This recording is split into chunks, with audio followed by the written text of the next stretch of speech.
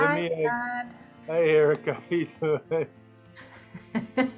Lights, camera, action. We're here with Scott Skogerboe, who is my mom's cousin, and he lives in Fort Collins, Colorado. And he's the one who found out about Luxembourg ancestors in our family, and then later Luxembourg citizenship. So thanks for chatting. Sure, Erica. It's really fun to speak with you. How did you find out we had Luxembourg ancestry?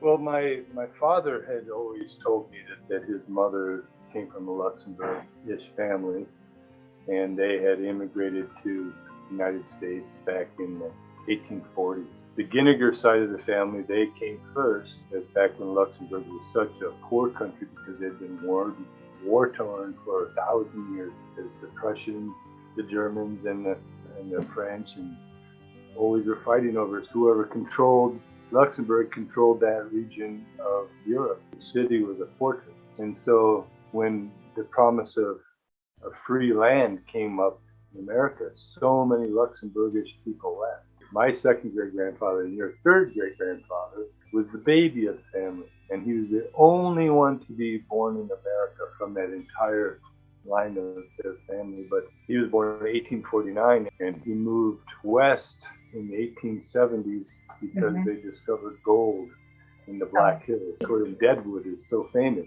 You know, his son told us that he didn't last very long in Deadwood because it was filled with ruffians. Murderers, cutthroats, thieves, gamblers, prostitutes, and all kinds of unsavory characters. So he didn't even really try to strike it rich, because he was just a young man who came alone. And so he started west, and he didn't get very far. He only got 12 miles, and he ran into another pioneer, and he said, "This is a good valley. You know, once the army, stops their war with the Indians, that valley down below will be very good." And that was 1 mile across the South Dakota line in Beulah, Wyoming. So he stayed, built a dugout. The only problem was there weren't wives. There weren't women around. Right, of course. There weren't single women walking around.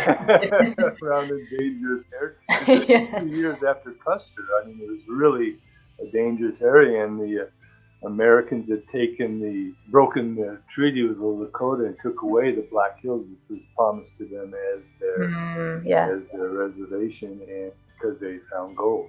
So he sent a word back to Iowa, where they had originally settled from Luxembourg, and said, "Are there any prospects?" And he found Anna Schultz, who wanted to come to America but had no money. So he promised to pay her way if she would agree to marry him. Like sight unseen, like just she's single and she can come, so sounds good to me. Like there was no there was no first date.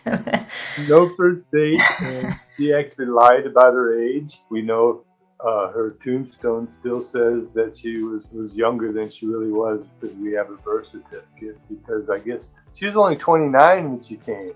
But back in those days, that wasted all their whole teens and 20s for childbearing ages, and that was what people wanted to when they had work on the ranch or on the farms. And so she failed to disappoint, so she had 6 children. Okay, so she had time to pump them out. So she was 29, but she lied and said she was younger? Yes, I think she was 25. Okay, so she smudged the numbers.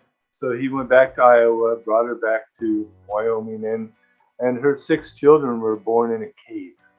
In a cave? So they had built a cabin in front of the cave, and it extended back into the cave. And were they were ranching? At first they ranched, but Anna had been a daughter of a family that ran a hotel and a pub. In Luxembourg. And so she knew the rules. She knew how to do it. Okay. And so they became hoteliers in the town of Beulah. Okay. They raised their family after starting out as ranchers. So that's the story of the Ginnigers and the Schultz and how they got together. But we never knew anything about the Schultz family. We didn't know where in Luxembourg they came. We didn't know the whole story. until I became very much interested in genealogy and found a little blurb in the 1919 newspaper. Her nephew had come to visit his aunt. He mentioned Charles Comey's of Exira, Iowa, and their family had written it down, where our family had not. And they came from Nederlanden, which is just outside Luxembourg City. And that was the very first time, so I put it down on Ancestry.com.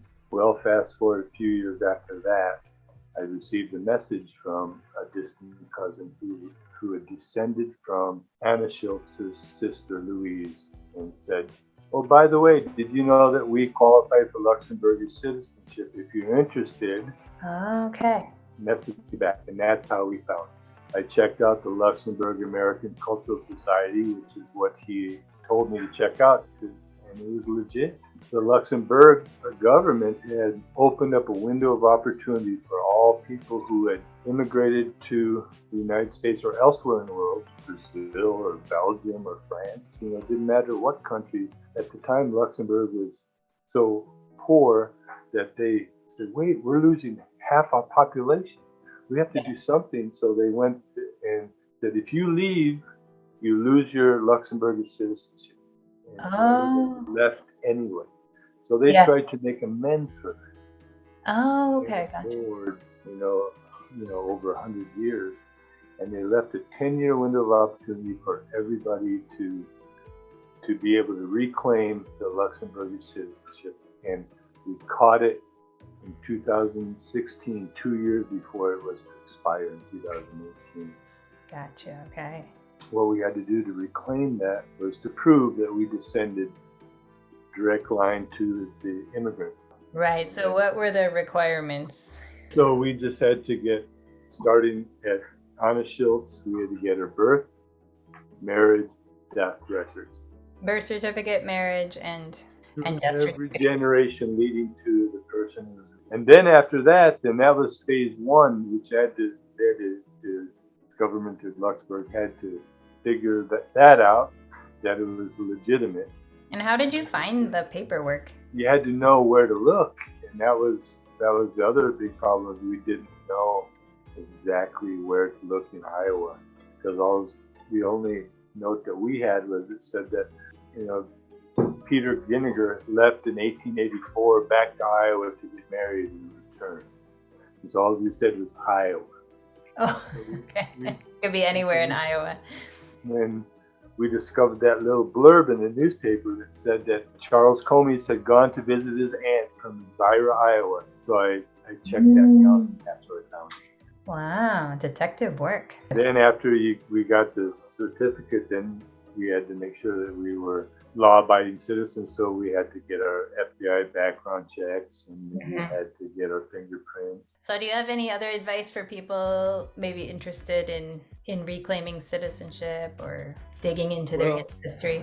You can Google what's called citizenship by descent. So if you descend from a person who was a citizen of that country, there's still quite a few countries that are still open for that.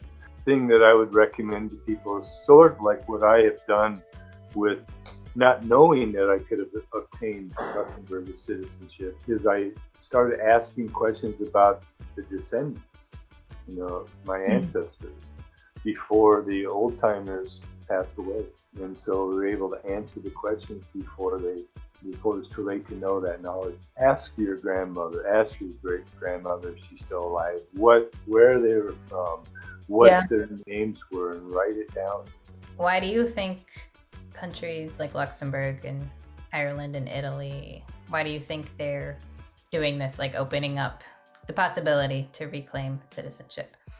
Well, this is just an educated guess based on some conversations I've had with people in the same boat as us. Luxembourg had gone from, 100 years ago as a very poor country, but because they had remade themselves as a financial powerhouse, they have, banking rules which make it attractive for very wealthy people to move to Luxembourg and put their money in Luxembourgish banks, and so it became a very wealthy country. As a matter of fact, per capita, they're the wealthiest country in the world because they have tons of millionaires and billionaires. I think it's because they need now workers. They need just regular run-of-the-mill workers that do the everyday jobs that most of us do. And so by opening up that citizenship, that will help. I looked at the list of people who reclaimed Luxembourgish citizenship, and America wasn't anywhere near the top. For older Americans, the dual citizenship, it may be that we would, once we retire, that we would move there and not steal, or take jobs from people who live there, but then use our retirement savings in the local economy, which boosts it all up as well. There's a lot of retirees in Spain because of the weather and the Mediterranean. Okay. Well, I will say goodbye and thank you again. You're welcome. Okay, goodbye. Bye-bye.